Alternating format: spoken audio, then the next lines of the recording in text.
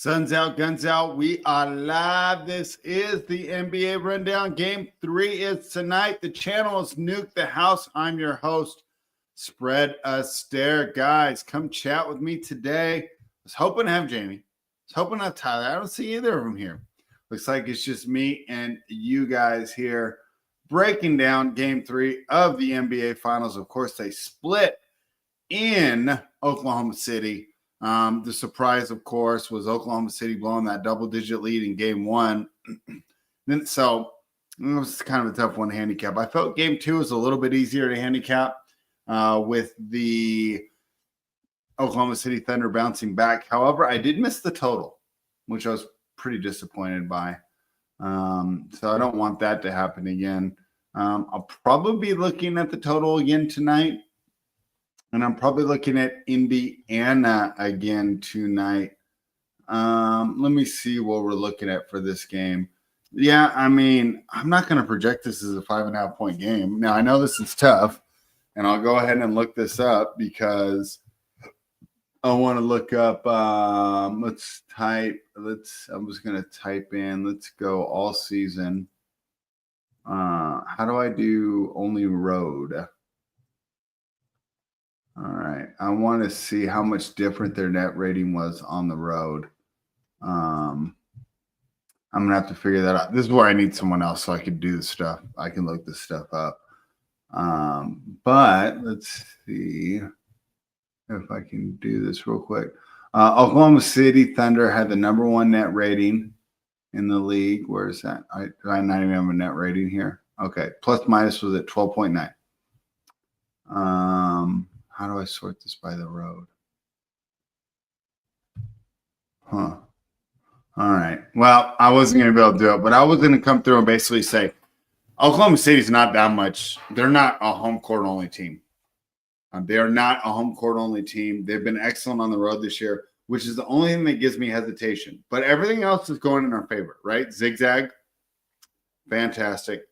Points at home with the team that can win straight up. If I'm taking an underdog, I need to know they can win straight up. Indiana can definitely win straight up, especially at home. I like Indiana first half as well. Let's see how they've juiced our first half here because they like to do that to us, right?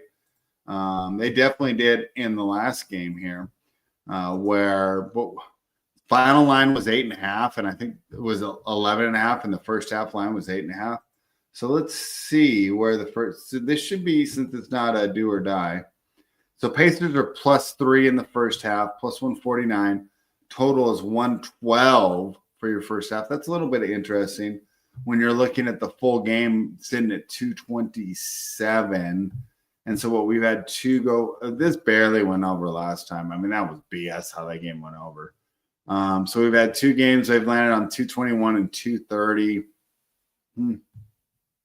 Yeah, I like the under here too. Let's see. I might have that. Dang it. I thought I had that road stat. Let me see. Do I have it here? I'm so sorry, guys. I thought I was going to have someone here so I could look this stuff up. Okay, here we go. Oklahoma City was 64 and 37, and this is including the playoffs all year against the spread. It's a 63% ATS percentage. So you know what? I guess it's not as much as I thought. They were only 26 and 22 on the road ATS. I guess they're not covering like I thought they were. You know what? This makes me like Indiana a little more. As a road favorite, they were 24 and 21. Indiana was 7 and 6 as a home underdog. Indiana was also only 24 and 23 and 1 at home, so they weren't impressive. Yeah, not a lot of big trends here. Fathead, I think I'm going to be with you tonight, man. Are you taking the money line, bro? Because I think I might just take the points and call it a day. I wanted to get that 5.5. What do you see? Here's the thing. I think Indiana starts fast. So you know how we just say, oh, you can get a better number live? I don't know. I could see them jumping out early. I kind of like them first quarter too. What's the first quarter line? Only plus 1.5. Only Plus 126 on that money line, though. We're only at 1.5 points. Kind of like the Pacers on the money line for the first quarter. For the first half, the money line's plus 149. For the whole game, the money line's plus 184. Yeah, I kind of like the Pacers tonight. Do you like any props here tonight, Mr. Fathead? Because I'd be loving to hear those. Right now to win the series, Pacers are still plus 428, tied 1-1. Kind of interesting, huh? And what else do we got? Shay's right now is minus 850 to be your finals MVP. Tyrese Halliburton coming off a pretty poor game 2 as well. Plus 700. Siakam plus 1,500. So they show you, it looks like it's Shay's to lose here. Looking at that. Let's look at some of these betting trends. Oklahoma City 0-7 against the spread in their last 7 on the road. So they're winning but not covering. Good to know. Total has gone over in 4 of Oklahoma City's last 5 games in Indiana. And the total's gone over 4 of the last 5 times these teams have played straight up. So I don't even know why I bother to do that. Indy is 7-3 against the spread over their last 10. Maybe a little case on Wallace prop here. Over on his rebounds looks like could be a good lock too. Yeah, Fathead. I like the Pacers first half. I like the Pacers first quarter kind of. I like the under. I still can't believe that last game didn't go under. I'm so pissed about that. But that's where we're at there. All right. Well, normally these guys do the props for me, but I'm going to go ahead and look through them all and see what we can find for you guys. I mean, Shea over has been money. We had a guy on here, Jayme. He was talking about Halliburton unders against Dort, and we looked it up against Dort. Halliburton's not been good, especially on the assists. So while originally I was looking for, let's see, your first to 20 and stuff like that. So I'm bouncing around here, but I'm scrolling down. Where's the first to 20? Oh, Pacers only plus 110. Pacers are plus 110, race to 10, race to 20. I don't care about some of these other ones. All right, let's look at some of these other ones. Thunder, here's interesting. Thunder are over 12.5 3-pointers made tonight. It's interesting. Definitely over on these 20 free throws. Well, it is an Indy. Maybe not. Maybe not. We'll have to look up the ref trends too. Let me pull those up right now. Let's go to Roto Wire and let's see who the refs are. Let's see if there's any names that stand out. And by the way, I do not look like Zach Zarba. I don't want to hear that shit. Thank you. Thank you very much. Tonight we have James Capers, Tony Brothers, and Tyler Ford. I know Tony Brothers is definitely a company man. The question is, what does the company want tonight? I would think they would want an Indy win. We want the series to go a while, right? I mean, we don't want it to be over too fast. So I would guess that Tony Brothers helps. But I would have to look. Let me Google the ref stats here real quick on X. Gosh, if I have other people, it's so much easier to look stuff up while we're doing it. Explore ref stats. Who do I got? I know I was following like a ref stats guy. Come on, did it not go through?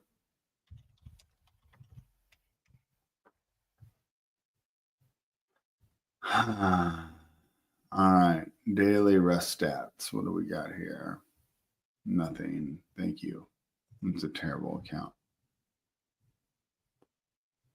Oh, I should have typed in trends. No wonder I got it wrong. It's trends, not stats.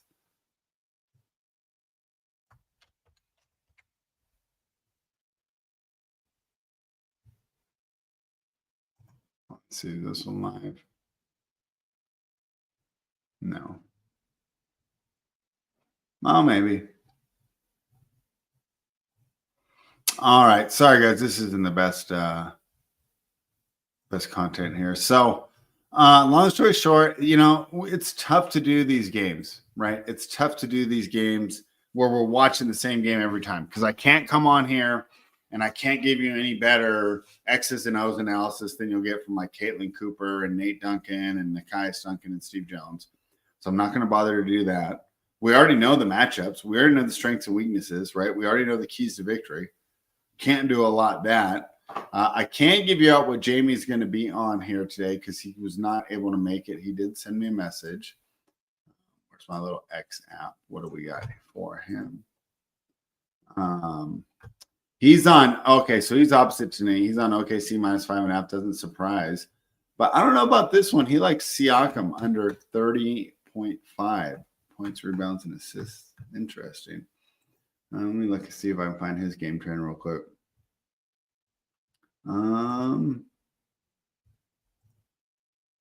Let's see. So they like Tyrese over everything, whatever. What else is new?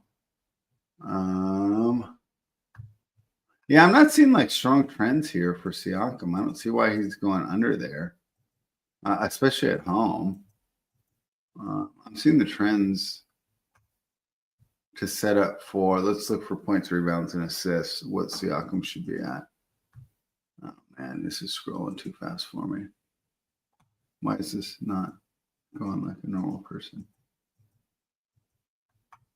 Yeah, he's gone over the 30.5 in 4 of the last 5 games at home.